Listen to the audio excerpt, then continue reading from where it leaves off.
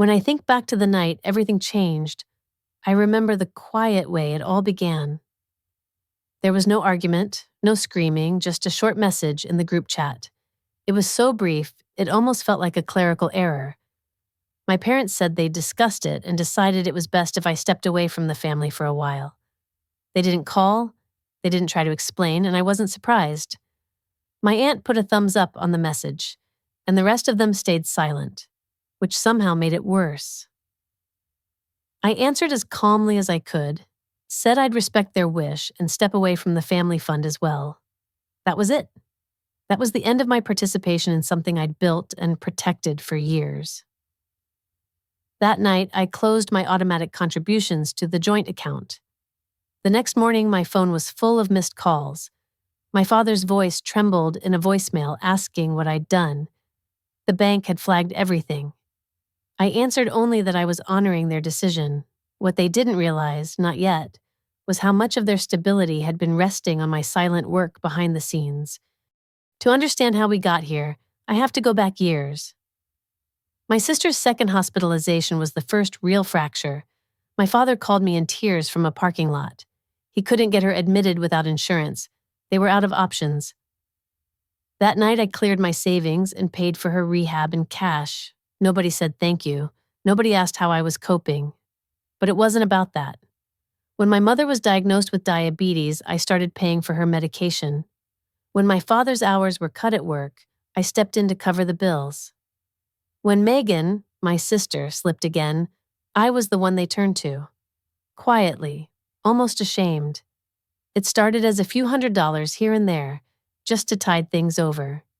Then they asked if I could help set up something more permanent, a family emergency pool. I was still young, working hard, single, focused on a finance career. I told myself I could afford it. I created the fund in my own name, managed the payments, handled their accounts, took care of the details no one else wanted. I became the silent engine running beneath their lives. The years that followed blurred together in sacrifice. I paid for my sister's lawyer when she got a DUI. I covered rent, groceries, whatever was needed. Nobody asked where the money was coming from. They didn't notice when I moved to a cheaper apartment or when I stopped taking vacations. They didn't know I was eating oatmeal for dinner, skimming every personal expense so I could cover their emergencies. My spreadsheet tracked every dollar, every bill, every forgotten obligation. It became a kind of ritual for me, a way to make sense of how much I was giving and how little was ever acknowledged. But I was always expected to keep going. I was the responsible one, the strong one, the person who could be leaned on. I lived with that role for years, until something broke. It happened at Christmas 2 years ago. Megan was angry I couldn't buy her new tires even after I'd paid her rent. She complained to my parents that I was making her feel judged. My father sent me a message telling me to be more understanding, to remember how hard recovery was. I didn't answer him. I just started documenting everything more obsessively. Every payment, every excuse, every receipt. I didn't know what I was preparing for, only that I needed a record. I needed proof that I wasn't imagining the constant drain, the never-ending list of demands. The more I documented, the more I realized how much of my life was spent patching over the holes in theirs. A month before it all fell apart, Megan asked the family fund to pay for a yoga retreat in Arizona. Over $3,000. I said nothing, waiting to see if anyone would question the request. My father, the same man I had bailed out of overdraft twice the year before, told her it sounded like something she needed and they'd see what they could do. My mother added a heart emoji. That's when I realized they didn't just accept my support, they expected it. There was no gratitude, only entitlement. The real fracture came 2 nights before the group chat exile. We had our monthly family call. Megan dominated the conversation as usual. I tried to mention my own promotion, director at my firm, a huge milestone. My father interrupted to talk about Megan's housing situation, asking if I could help move her to a safer area. I finally said maybe it was time someone else stepped up. The silence on the call was absolute, cold. 2 days later, the message arrived. They thought it best if I step away. The thumbs up from my aunt felt like a slap. They thought they were cutting me off. They didn't realize they were unplugging themselves from the only steady source they had left. And in that quiet, final moment, I realized the years of giving had come to a hard, invisible end. When I stepped back from my role as the family's silent safety net, I didn't expect the collapse to be so immediate. Within 36 hours, everything started to unravel. The overdraft notices landed first, followed by a call from the pharmacy about my mother's insulin prescription. Megan left a voicemail that started as a whisper and ended as a scream, demanding to know why I had cut off her payment. My phone filled with messages from my father, desperate, frantic, asking how this could have happened. I had done exactly as they asked. I stepped away, I stopped managing, I shut down the fund that had been holding their world together for 5 years. The group chat was gone. I'd been removed, exiled as if I no longer belonged, but the reality was that I had always been separate, kept just close enough to serve their needs, and just far enough to take the blame if anything went wrong. Now that I was gone, the structure I'd built to protect them fell apart in plain sight. Mortgage payments bounced, insurance lapsed, utilities went unpaid. The bank locked their checking account after flagging unusual activity. All of it was out of my hands, and the only thing I heard was a demand to fix what I'd supposedly broken. The problem wasn't that I'd left. The problem was that they had never realized how much I was holding together, quietly, with every sacrifice no one ever saw. When the first wave of crisis hit, they arranged a family Zoom call, pretending it was just a talk. The screen filled with familiar faces, all of them lined up and watching me like I was on trial. My mother sat with her lips pressed tight. My father paced behind her. Megan cried. My aunt sat calmly as if nothing unusual was happening. My cousin tried to mediate, but there was nothing left to say that would make sense of what they were feeling. They asked why I had abandoned them. I listened as they accused me of leaving them helpless after everything they'd been through. For years, I had paid Megan's rent, covered her medical costs, picked up every piece after her disasters. I had saved them from overdrafts, bailouts, eviction, and still, the only thing that mattered to them was that I had finally said no. When I explained that I had managed the fund, not as a trust but as a personal account in my name, they seemed shocked. My father told me they had trusted me. I told them they had used me. I shared the records I'd kept, every transaction, every bill, every emergency payment. Silence settled over the call when I showed the running total, 5 years of support, itemized to the dollar. They couldn't argue with the evidence. For the first time, they saw the reality of my sacrifice, laid bare on a spreadsheet. My mother said I had been keeping tabs on them. Megan accused me of bitterness, of wanting to be recognized for what I'd done. My aunt dismissed it as obsession, but I wasn't looking for approval or thanks. I just wanted them to understand the cost. I told them my name was now removed from everything. The fund was closed, the joint accounts ended, the credit cards canceled, the insurance no longer in my name. I had spoken to a lawyer, legal ties were dissolved. I wouldn't be responsible for their financial chaos ever again. There was shock, and then anger, and then resignation. I watched as they processed what I'd done, some of them silent, some of them in tears, some trying to twist my actions into cruelty. But I felt only relief. My hands shook, but my mind was clear. For the first time in a decade, I was free of the weight I had carried alone. The silence after that call was almost cleansing. There were no more frantic requests, no more guilt-laced messages, no more urgent phone calls. It was as if I'd ceased to exist. At first, I wondered if they had finally accepted what I'd done, if maybe they were learning to take care of themselves. But I knew better.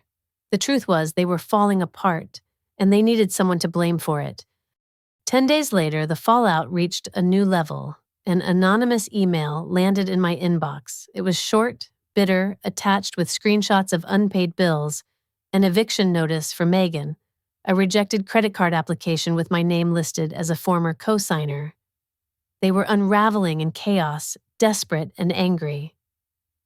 That same week, my mother came to my office unannounced. She stood in the lobby holding an envelope full of documents, looking defeated and desperate. She said she didn't know where else to turn. I listened, but I didn't budge. I refused to step back into the cycle. She tried to guilt me, reminded me of everything she'd done for me, but I knew that narrative too well. I told her to call a social worker, a credit counselor, anyone but me. I walked away from her that day, and it was the hardest thing I'd ever done. But it was also necessary. It was the only way to protect myself from being dragged under again. The next chapter of my life was beginning, and for the first time, I was determined to live it on my own terms, without obligation, without apology, without fear of what my family would do without me. The days after that confrontation felt both empty and eerily peaceful. For years, my life had moved to the rhythm of their emergencies, calls about bounced checks, missed payments, last-minute pleas for help. Now there was silence. My phone stayed quiet, the stream of guilt and obligation suddenly gone. At first, I waited for the panic to return, for that familiar sense of responsibility to surge up and pull me back in. But as the hours and days stretched on, I felt something different. I felt the absence of fear. No more late-night bank notifications. No more dread before opening emails. No more anxiety over the next request I couldn't afford, but would somehow make work. Instead, I had empty space. I started to sleep better. It didn't take long, though, for the consequences of stepping away to show up in new, more insidious forms. About a week later, I received an official-looking letter from the bank, thicker than usual, heavy in my hands. Inside was a flagged investigation summary. Someone had attempted to open a business loan using my name, social security number, and the tax ID linked to the family fund. The loan amount was enormous. The application listed Megan Grace Recovery Services, LLC, but I knew immediately it was a front. There was no real company, no LLC registration. My signature had been forged.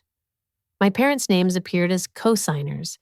If I hadn't shut down the account days before, the loan might have gone through and I would have been responsible for a debt I never agreed to. The realization settled in slowly, with a strange coldness. My family hadn't just used me, they'd tried to anchor me to a new disaster, silently, without a word. The entire plan to remove me from the group chat, to give me space, had been a calculated attempt to detach me emotionally while keeping my name attached to their finances. If the bank came looking for answers, it would be my reputation and credit at risk, not theirs. It was never about family or healing or moving on. It was about control, about taking as much as they could until I finally made myself unavailable. That weekend, I spent hours on the phone. Bank fraud department, police, IRS. I wrote an affidavit. I submitted the forged documents. I sent over old messages that showed Megan talking about starting a nonprofit in my name, asking for details she had no right to. It was tedious, humiliating work, but it felt like the only way to regain control. That night, Megan called from a different number, crying and apologizing, but never mentioning the loan, never acknowledging what had been attempted. I asked her directly if she'd known about the business application. She hung up, and I blocked the number. Something changed in me after that. I stopped looking back. I stopped checking my bank account every night, worried someone was siphoning money from the shadows. I let myself relax into a new kind of quiet, one without expectation or emergency. I went to dinner with friends and didn't feel guilty about spending money. I bought groceries without calculating how much I'd need to set aside for someone else's bills. I let myself feel the beginning of freedom. And then, out of nowhere, I heard from Uncle Ray, the family's black sheep, the one everyone called unstable after he cut ties and disappeared. He found me on LinkedIn. He told me he'd heard about the fund, the loan, everything. He said I wasn't the first one they'd drained, only the first who'd truly shut them out. The cycle had always been there, passing from one person to the next. Being the responsible one, the savior, was a family tradition. But when someone finally said no, the entire system collapsed and blamed the person who left. For the first time, I saw that my pain wasn't unique. There was a pattern, a way families build their stability on the backs of those who can't say no. And the moment someone refuses, they become the villain in everyone's eyes. 2 months after I cut ties, I moved. New city, new job, new life. I made sure there was no forwarding address. The apartment was bare at first, just a mattress on the floor and a few boxes. I didn't know anyone. I felt alone, but also weightless. Nobody called me for favors. Nobody demanded anything. One afternoon, I got a message from Tyler, my sister's ex, the one everyone warned her about. He said he'd heard what happened, that he knew how hard I'd tried to help Megan even when she didn't deserve it. It was the first time anyone in that orbit ever acknowledged what I had done, what I had lost. That message stayed with me. It didn't heal anything, but it validated what I already knew. I had been the shield, the safety net, the last barrier between my family and ruin. And when I finally let go, the silence that followed wasn't guilt. It was the beginning of peace. It's strange how peace feels unfamiliar when you've lived your life in a state of constant alert. For months after I left, I kept expecting some hidden trap, some demand, some reason to get pulled back in. But the world didn't collapse, at least, not for me. I started to find new rhythms, new habits. I checked my credit score once a month. There were no new accounts, no surprise charges. I set up all the alerts I could, created a fortress around my financial life. I went for walks in my new neighborhood, took myself out for coffee, spent weekends in silence by choice instead of by exclusion. For the first time since I could remember, my life belonged to me. There was no one draining me from the inside out. I expected the loneliness to overwhelm me. Instead, there was only relief. It was a quiet kind of freedom, the kind that doesn't announce itself but settles in your bones. I started to recognize how tired I had been, how many years I'd been running on fumes. I allowed myself to rest. I allowed myself to say no, even to myself. I realized that for all those years, I'd equated my value with what I could provide, what I could sacrifice. Without those demands, I didn't know who I was. But that emptiness wasn't fear. It was potential. I tried new things, even if they were small. I made new friends, joined a book club, started to build a life not defined by crisis. Of course, the past didn't let go easily. Holidays came and went. On Christmas Eve, my mother emailed a photo of her and my father by the tree. There was a message about how empty the house felt. On Megan's birthday, she sent a long letter about reclaiming her power, ending with a request for help with rent. I didn't respond. The guilt that once would have eaten me alive never came. Instead, I felt steady, clear. I reminded myself that I had warned them, that I had given everything I could, and that nothing I did would ever be enough for people who believed my only value was in what I could give. Others began to reach out in quieter ways. Distant cousins, people from my past, even strangers online. They'd heard parts of the story or recognized something in my experience that matched their own. They told me about the roles they'd played, being the responsible one, the dependable one, the person who always fixed the chaos. They spoke about the isolation that comes with being the one who carries everything. I realized there were more of us than I'd ever known, people who had been worn down to the bone in the name of family, people who were told they were selfish for finally setting boundaries. I started to see the pattern everywhere. At work, I watched as others struggled to say no, took on more than they could bear. In conversations, I heard echoes of my own story, resentment masked as responsibility, exhaustion called strength. It became clear that the culture I'd grown up in wasn't just my family's problem. It was a way of surviving that no one questioned until someone left. And when that person left, they became the villain, the one who abandoned the people who needed them most. But I wasn't a villain. I wasn't cold or heartless. I was exhausted. I was done. I wasn't willing to live a life built on quiet suffering, wasn't willing to keep burning myself out just so others wouldn't have to change. The truth was, my family had always expected someone to save them. They never considered saving themselves. The more I stepped back, the clearer it became that my absence wasn't destroying them. It was exposing what had been broken for a long time. One afternoon, weeks after I'd settled into my new life, I saw my aunt in the city by chance. She smiled, acted as if nothing had happened. She asked if I would ever consider helping out again, setting something up, just in case. Her question made me realize how deep the expectation ran, how it survived even after everything fell apart. I answered simply, truthfully. I had already set something up. It was called my future. I walked away, knowing that no matter what stories they told about me, no matter how they twisted the truth, I would never go back. And that was the moment I finally felt whole. The crisis wasn't coming anymore. I was free. After that encounter with my aunt, it was as if a final door had closed. There were no more illusions about what my role had been, no more fantasies about being accepted for who I was, instead of what I could provide. I understood finally that their vision of family would never include my boundaries, my well-being, or my needs. That acceptance wasn't sad, it was clarifying. The stories they would tell about me, greedy, bitter, ungrateful, would circulate, but I realized they were just ways to protect themselves from the truth. They had built their safety on my willingness to give, and when that willingness ended, so did their comfort. In the months that followed, I worked hard to make sure the past couldn't touch me again.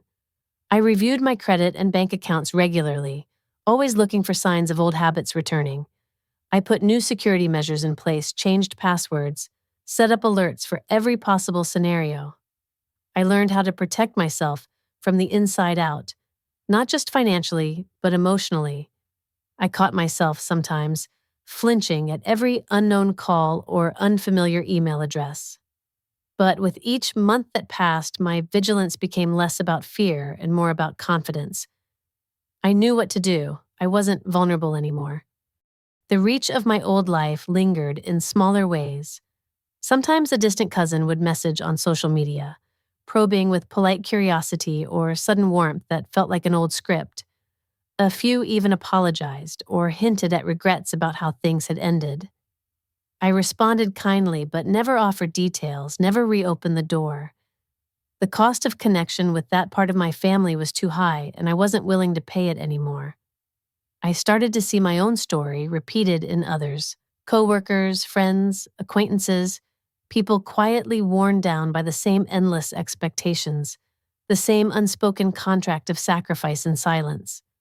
It was a relief to discover that I could offer empathy without rescuing anyone. I listened, I shared my experience when asked, but I didn't step in to fix, fund, or save. I wasn't responsible for healing anyone but myself. Over time, the panic that had defined so much of my adult life faded. I didn't need to explain my choices, not to them, not to anyone. The truth was in my actions, and the results spoke for themselves. I had a home that was safe and peaceful. My career was stable and growing. My friendships became deeper and more honest, untangled from the cycles of guilt and obligation that had shaped my relationships before. The silence from my family eventually settled into a dull background hum. They sent messages on holidays and birthdays, some laced with guilt, some performative, some almost casual in their manipulation. I read them, acknowledged them if I wanted, ignored them if I needed to. My life was no longer a stage for their expectations. Their needs no longer determined my priorities. In that space, I discovered what contentment felt like. It wasn't dramatic or overwhelming. It was quiet, steady, and deeply unfamiliar at first. Other people reached out too. Sometimes it was strangers online, sharing their own stories, grateful to know they weren't alone. Sometimes it was friends who recognized themselves in my experience. These conversations mattered more than I expected. They were a reminder that the cycle of silent giving and unspoken resentment was everywhere, that it wasn't my shame to carry. I found comfort in community, in the knowledge that breaking away was an act of survival, not betrayal. That spring, I spent more time outdoors than I had in years. I walked through the city, learned the neighborhoods, sat in the sun, and watched people live lives untouched by my past. I felt anonymous, and that anonymity was a gift. For the first time, the world wasn't demanding anything from me. I was free to be ordinary, to make mistakes, to take up space without explanation. My sense of self grew stronger each day that I honored my boundaries, each day that I protected my future instead of their comfort. In small ways, I began to imagine what my life could be, not as a reaction to crisis, but as a series of choices I made for myself. I made plans, dreamed a little, trusted my own judgment. The skills I'd learned from years of keeping my family afloat, organization, discipline, foresight, became tools I used to build something for myself, not out of fear, but out of hope. I learned that strength wasn't about how much I could endure for others, but about how well I could nurture my own life. The freedom I fought so hard to find was finally, quietly, my own. Nearly a year passed before I realized how much had truly changed. The freedom I'd found wasn't just about money or distance or quiet. It was about finally letting myself belong to my own life, without apology or explanation. I had spent decades carrying the weight of my family's needs, always preparing for the next disaster, always holding my breath. Now I breathed easily. I woke up each day knowing that my choices mattered only to me, that my boundaries would be honored because I was the one enforcing them. There were moments when memories tried to pull me back. Sometimes late at night, I would think about all the years I spent calculating how to keep everyone else afloat. The loneliness wasn't gone entirely, but it had become familiar, a background presence rather than a force that defined me. I stopped searching for validation in places I'd only ever found criticism. I stopped trying to earn approval that was never freely given. Instead, I learned to approve of myself, to be proud of what I'd survived, of what I'd built. I saw more clearly how many others walked similar paths. Online, in passing conversations, in stories from friends and strangers. We were the ones who'd learned too young that love could be measured in sacrifice, that safety was earned by keeping everyone else happy. We had all been trained to believe that stepping away was selfish, that protecting ourselves was the ultimate betrayal. But with time and distance, I understood what my family never could. Leaving wasn't an act of cruelty. It was the only way to break the cycle. If I had stayed, nothing would have changed. Their demands would have grown. My world would have shrunk, and my resentment would have poisoned everything. They still reached out now and then, sometimes directly, sometimes through old friends or extended relatives. I read the messages when I felt strong enough. There was always a new twist, a new justification, a new way to recast me as the villain.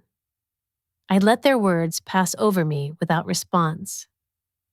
Their version of events was no longer my burden to correct. I had made peace with what I knew. I had the records, the memories, the lived experience. Nothing they could say would erase that.